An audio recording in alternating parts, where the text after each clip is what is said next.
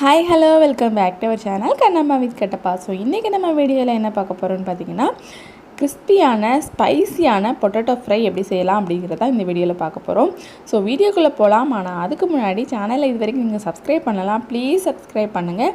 அப்படியே பக்கத்தில் இருக்க பெல் பட்டனை கிளிக் பண்ணிட்டு ஆல் அப்படிங்கிற ஆப்ஷனை கிளிக் பண்ணிட்டு வாங்க வீடியோக்குள்ளே போகலாம். இப்போ ஒரு 2 உருளைக்கிழங்கு நான் எடுத்திருக்கேன். 2 உருளைக்கிழங்கையும் நல்லா கழுவிட்டு தொலியெல்லாம் சீவலை எவ்வளோ முடியுமோ அவ்வளோ தூரம் பொடியாக நான் கட் பண்ணி வச்சுருக்கேன். ஸோ இப்போ வந்துட்டு ஒரு பேனில் ஆயில் ஊற்றிக்கலாம். ஆயில் ஊற்றிட்டு ஆயில் சூடானதுக்கப்புறமா கடுகு போடணும். ஸோ நிறைய பேர் இந்த தப்பு பண்ணுவீங்க. சூடாகிறதுக்கு முன்னக்கூட்டியே கடுகு போடுறது, கருவேப்பிலை போடுறது, கடுகு வெடிக்கிறதுக்கு முன்னாடி கருவேப்பிலை போடுறது, இந்த மாதிரி விஷயங்கள்லாம் பண்ணுவீங்க. ஸோ அதனால தான் நான் சொல்லிட்டேன். நானும் முன்னாடி இந்த மாதிரிலாம் பண்ணியிருக்கேன், ரொம்ப திட்டு வாங்கியிருக்கேன். ஸோ இந்த மாதிரி ஆயில் போட்டு அது பொரிஞ்சதுக்கப்புறம், அதாவது ஆயில் சூடானதுக்கப்புறமா கடுகு போடணும். கடுகு பொரிஞ்சதுக்கப்புறமா கருவேப்பிலை சேர்க்க போகிறோம்.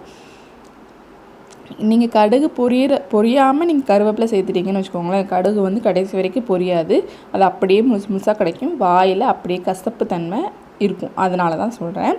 ஸோ கடுகு போட்டு நல்லா பொரிஞ்சதுக்கப்புறமா கருவேப்பிலை போடுங்க. இப்போ நான் வந்துட்டு ஒரு பெரிய ஸ்பூன் அளவில் 1.5 ஸ்பூன் அளவுக்கு சிக்கன் பொடி சேர்க்குறேன். இது எங்கள் லோக்கலில் கிடைக்கக்கூடிய அந்த சிந்து பொடின்னு சொல்லுவாங்களே, ஸோ அந்த பொடி தான் நான் சேர்த்துருக்கேன். உங்களுக்கு அது கிடைக்கலன்னா பிரச்சனை இல்லை, நார்மலான சிக்கன் 65 பொடி நீங்கள் சேர்க்கலாம். அதுவுமே இல்லைன்னா கூட பரவாயில்ல, மிளகாய் பொடி கூட நீங்கள் சேர்த்துக்கலாம். ஸோ நான் அந்த பொடி சேர்த்துட்டு அதுக்கப்புறமா ஒரு 1/4 டீஸ்பூன் அளவுக்கு மிளகாய் பொடியும் சேர்த்துருக்கேன். அண்ட் அது கூடவே 2 பிஞ்ச் அளவுக்கு காயப்பொடி சேர்த்துருக்கேன்.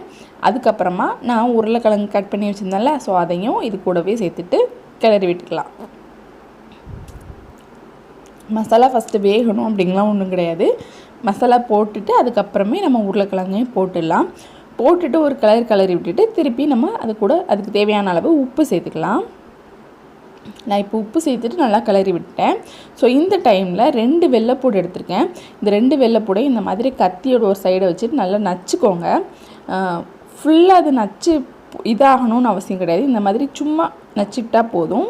துளி கூட நான் எடுக்கலை. ஸோ நான் அப்படியே முழுசாக நான் அதுக்குள்ளே போட்டிருக்கேன். இதையுமே ஃப்ரை பண்ணதுக்கப்புறமா சாப்பிட்றதுக்கு நல்ல டேஸ்ட்டாக இருக்கும்.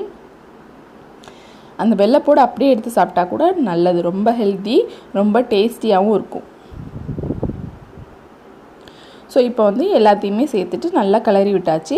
இப்போ நான் கொஞ்சமாக இதில் தண்ணி தெளித்து விடுறேன். தண்ணி ஊற்றலை, லைட்டாக தெளித்து விட்டால் போதும். தெளித்து விட்டுட்டு இந்த மாதிரி கிளறி விட்டு ஒரு 2 நிமிஷம் போல் வேக விடுங்க.